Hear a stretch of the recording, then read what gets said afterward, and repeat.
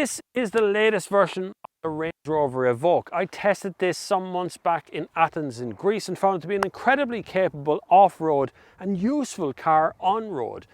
Now Irish spec has arrived and well, that's kind of changed how I feel about the car. So if you're interested in that sort of thing, hit the subscribe button and we're going to get into the details of the new Range Rover Evoque right here in Ireland.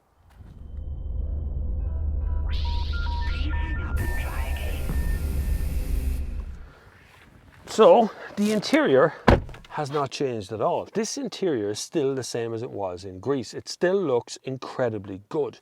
You've got screen and screen and screen, and actually little screens here as well, which it does make a difference. And it means the car is very usable. It's really comfortable. There's plenty of space in door pockets for big bottles like this. You can actually put them in the center here as well. There's a small and a big cup holder, which is kind of weird to have the two on both sides. One factor I do want to draw your attention to is there's a chrome surround around the gear stick area here, and it really does reflect the sun straight up into your face. Just thought you'd want to get rid of that. It's not a great idea to have that there. Anyway, steering wheel is, like all Range Rovers, a big thing. Feels like you're driving a bus at some degree, but it's not that big. The start-stop button is up here on the top. And we're straight into drink responsibly from someone or yeah. I have screens digital. This is all digital across here for the speedo and a rev counter and everything else is in here. This is all digital. It pops out from this front, and then this is a big digital screen down here as well. Let me just turn down that air conditioning a little bit. This big screen is in here in the middle. This screen controls everything. It controls the status of the car. It controls whether you've got four-wheel drive turned on or what system is turned on. Also controls the seats, if you've got heated seats or you've got electric seats or anything like that. So the air conditioning system is run from a touchscreen, but there is two physical control knobs on both sides that controls the ventilation and the temperature on both sides. So it is physical, but it's also got an electronic element to it. Seats are in here as well. Then you have vehicle controls that allows you to put into auto, which is auto terrain response. The car will do what it has to do. Then you have eco, and you have comfort program, and then you can go into all sorts of other ones like grass and gravel, mud and ruts, and then you have sand program as well, which we are standing on sand here a little bit. You can also go into mountain. There's pictures of a mountain there, which doesn't do anything. That doesn't do anything. But anyway, I'm sure it does something, not right down a second. Possibly have to be in mud and ruts and then press mountain or something. No, don't know. It does something. There is a glove box in here as well. It's quite big. There's two USB ports in here, a micro SIM and a 12-volt socket in here as well. And behind here, there's actually more storage. So we've actually put an iPad in there. Like, it's a big storage unit in there, and that's charging from one of those 12-volt sockets as well. I understand. Oh, off-road. Okay, that's traction control. Low traction launch is also in here. Off-road information comes from that little mountain thing. I don't want to do any of that, but it's there anyway.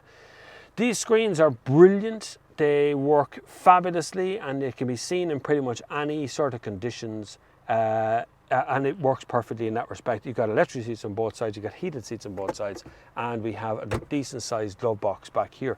It's all good. We're going to come to the problems with the car in the drive, which is the gearbox and the engine. That would be the two problems that we have, major problems. But right now, we're going to have a look at the back seat. So make sure you hit the subscribe button and come on, drive me in the back. Okay, back seats. The front seat is set for me in a generous proportion, but still set for me. As you can see, there's a good old bit here, but they have cut out a bit of the seat here to make your knees fit. Right, they've actually made it sort of depression in it.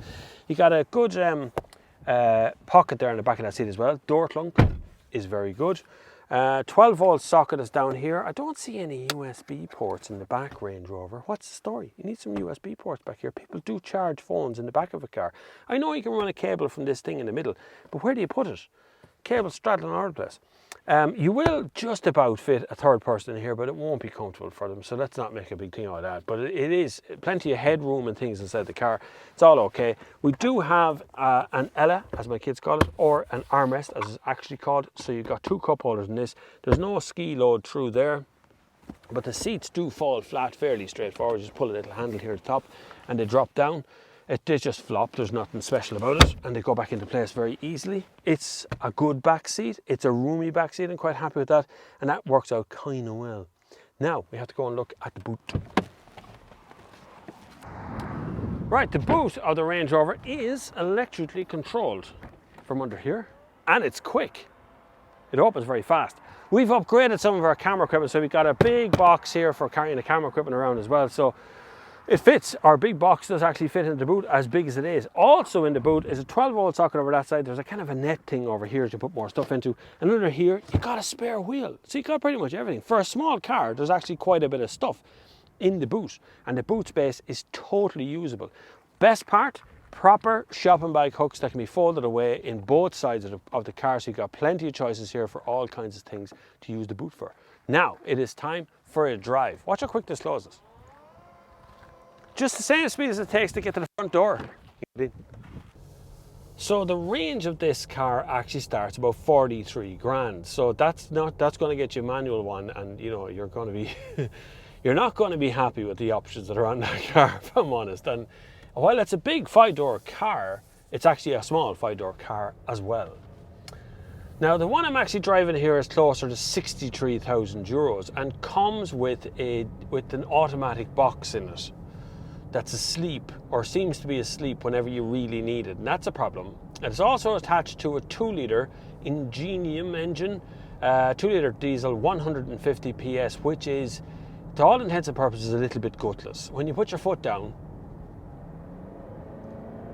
there's more noise, but there seems to be no more torque than there ever was a second ago. It's very low on torque. And I know what's going on here. It's the CO2 emissions that they're trying to cut out on, and that's the biggest issue here. They're trying to cut their CO2 emissions down overall. That tick sounds like a grandfather clock as well. And in doing so, they've had to strip away the horsepower, the torque, the CO2 emissions, the NOx, and all that stuff has to be reduced. The only way to do that is to make the car a bit stubbornly. Now, another thing I want to draw your attention to, there's no one else on the road, is when you slow down to come to a traffic lights, the car has now cut out at 13 kilometers an hour. It just stops, it just cuts out. The stop-start system is aggressive. There it goes again, 13 kilometers an hour, and it cuts out straight away. When you put your foot back down, the car seems to be searching for a gear and then doesn't really get going. On the cruise, on the motorway, fine. The car works absolutely lovely. It just wafts along the road. It cushions out everything on the road, and it's silenced inside. It really is down to spec of this car. The spec of this car is the way it's been spec'd for Ireland, to get by the CO2 emissions, to get by the NCT later on in its lifespan. It's only 4 years before it's due one of them. Now, everything else on the car is great. It's just like I found it to be in Greece. It feels like a good car to drive. It feels like a solid piece of equipment that I'd be happy owning. I love the looks. I think the looks look great now. They really have done a good job. They've sleeked off the side of the car. But realistically, it isn't all that much different from the outgoing Range Rover Evoque. As much as you might think it is, it's not really. It's just a little bit different. Different enough? I'm not sure. This car is, like I say, 64,000 euros for this one I'm sitting in. And I just find that engine to be dull and the gearbox to be lazy. It just doesn't know what gear it's going to be in from moment to moment. It doesn't seem to want to pick one of them. And then when you want one, you put your foot down for a gear, it goes, I don't know. Am I a gearbox, or am I maybe a box of matches or something? Look, foot down, still no torque, and then the power comes on, away it goes. But it's very low power and very low torque, and for that I think you would have to stump up for something a bit bigger in the engines department, something a bit classier in that respect. This segment is actually flooded with many of these kinds of cars. Be very careful and be very wise with your purchase. Range Rover right now, it is a beautiful car, but is it any better than an Audi Q3 or any better than a BMW X3? That's the big question, that's the big problem. Would you be happier in a Range Rover than one of them? Because certainly the engine department does lack a bit in this car, I think. While this car is incredibly capable off-road, I know I've done it, I've brought it everywhere, all over Greece and up and down mountains and everything else.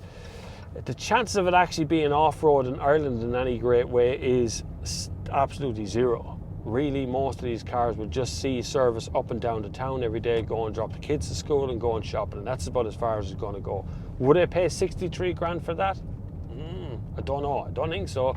I'd rather have a car that has a decent engine and a decent gearbox, and less of this emphasis on the CO2 emissions. Okay, thank you very much for watching. Hopefully you've learned all you need to know about the Range Rover Evoque, and at this stage you hit the subscribe button because you might be interested in more car stuff. If you enjoyed it, click subscribe, click the like button, and do the usual things you're supposed to do. But until the next time, I will see you on the far side.